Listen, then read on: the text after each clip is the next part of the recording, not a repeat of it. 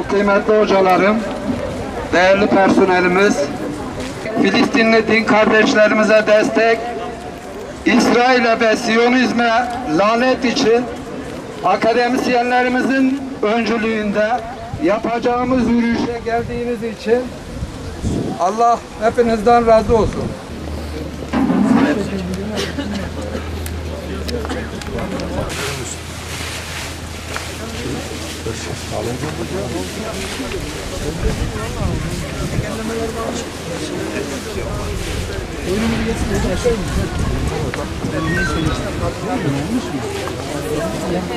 Hamas'a selam, direnişe devam. Hamas'a selam, direnişe devam.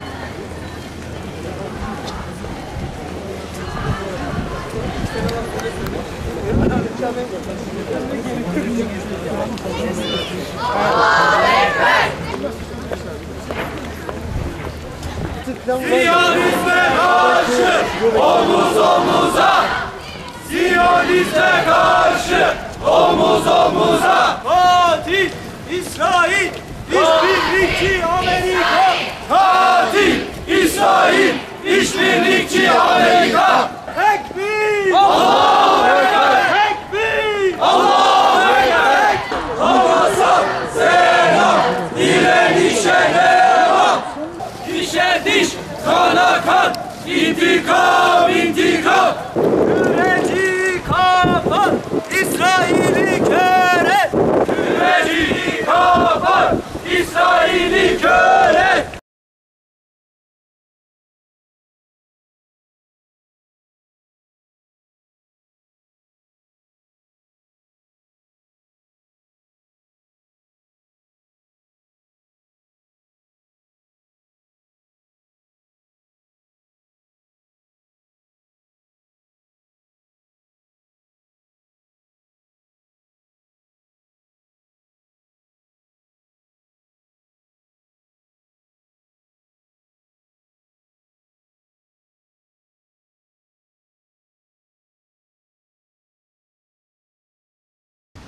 Terör yapılanması İsrail'in 75 yıldır uyguladığı zulme karşı akademik haysiyet ve aydın sorumluluğunun gereği olarak sesimizi ve sözümüzü yüceltmek için bilim insanları, üniversite çalışanları ve öğrencilerimiz olarak bugün burada toplandık. Bugün 20 Kasım Çocuk Hakları Günü ve işgalin 44. günündeyiz. Gazze'de 13 binin üzerinde masumun canına kıyıldı. Bunların 4000'den fazlası çocuk. Gazze'deki üniversitelerde eğitim durdu. Gazze İslam Üniversitesi kampüsü harabeye döndü. Pek çok akademisyen, personel ve üniversite öğrencisi öldürüldü. Onlarca yıldır kendi öz topraklarında bir açık hava hapishanesindeymiş gibi yaşayan Filistinlilerin ve özellikle de Gazze'lilerin haklarını savunmak için bugün burada bu anlamlı günde bir araya geldik. Adeta toplama kampına dönüştürülmüş olan Filistin ve özellikle de Gazze, 44 gündür uygulanan şiddet nedeniyle bir ölüm vadisine, devasa bir toplu mezara dönüşmüş durumdadır. Hukuki açıdan soykırım statüsündeki bu işgalin tüm süreçleri gayet şeffaf ve tüm dünyanın gözü önünde gerçekleşmektedir. Öyle ki İsrail Cumhurbaşkanı sorumlu olan tüm ulustur. Sivillerin bu durumdan habersiz olduğu ya da müdahil olmadığı söylemi yanlıştır ifadelerinde bulunmuştur. Yine İsrail Enerji Bakanı Katz, Gazze halkı bir damla su veya bir adet pil bile alamaz hale gelene kadar dünyadan tamamen izole edilecek demiştir.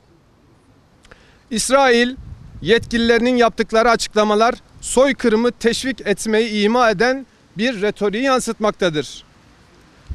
İsrail ordu sözcüsü amacımız isabet değil zarar vermek ifadelerinde bulunmuştur. Görüldüğü üzere çok net bir savaş suçu ve soykırım tüm dünyanın gözü önünde gerçekleştirilmektedir. İsrail terör devletinin yetkilileri Yeşaya kehaneti gibi sanrılarla sınırsız askeri ve mali destek veren ABD ve diğer işbirlikçilerinden aldıkları güçle katliamları açıkça savunmakta, soykırımı gizleme ihtiyacı bile hissetmemektedirler.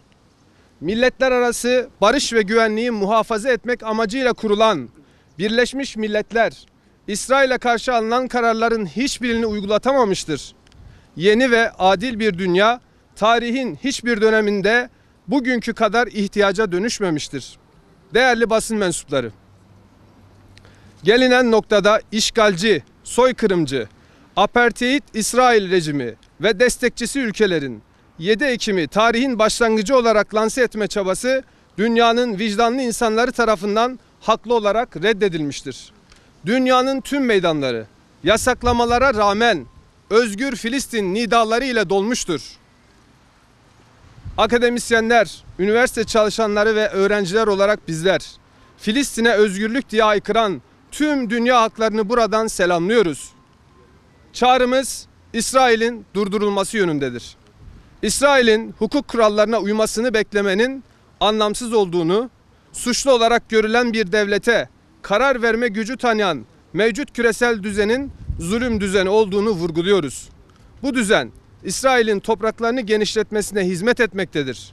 Bir an evvel yapılması gereken dünya halklarının bu konudaki taleplerinin dikkate alınmasıdır. Ve İsrail cezalandırılmalıdır. Daha net bir ifadeyle, zalim İsrail'i muhatap almıyor, işgal ve soykırımdan vazgeç bile demiyoruz. İsrail durdurulmalıdır diyoruz.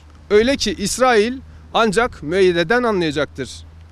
Birleşmiş Milletler'e üye 193 ülkenin 139'u tarafından tanınan ve başkenti Kudüs olan Filistin devleti tek ölçümüzdür.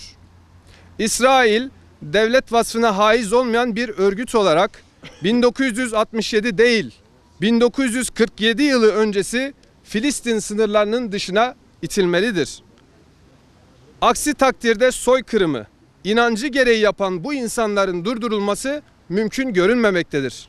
İsrail'deki hükümet yetkililerinin isimlerinin değişmesi sonucu değiştirmeyecektir. Cani ve vahşi olan sadece Netanyahu değil, Siyonizm akidesidir. Arz-ı mevut inancıdır. Komşu ülkelerde nesiller boyu mülteci konumunda, insanlık onuruna sığmayan şartlarda yaşamaya zorlanan Filistinliler ülkelerine ve mülklerine geri dönmelidir. İki devletli değil, Filistin adlı tek devletli bir çözüm sağlanmalıdır. Basın açıklamasını düzenleyen tüm sivil toplum kuruluşlarımızla, akademisyenlerimizle, personellerimizle ve öğrencilerimizle özgür Filistin'in ihtiyacı olan sağlık, hukuk, mühendislik gibi alanlardaki bilimsel bilgiyi üretme gayretinde olacağımızı, bu saldırıların bizi tehdit eden yönünün farkında olduğumuzu ve tüm gücümüzle bu terör devletini ve kurduğu dünya düzenini ve bununla mücadele edeceğimizi beyan ederiz.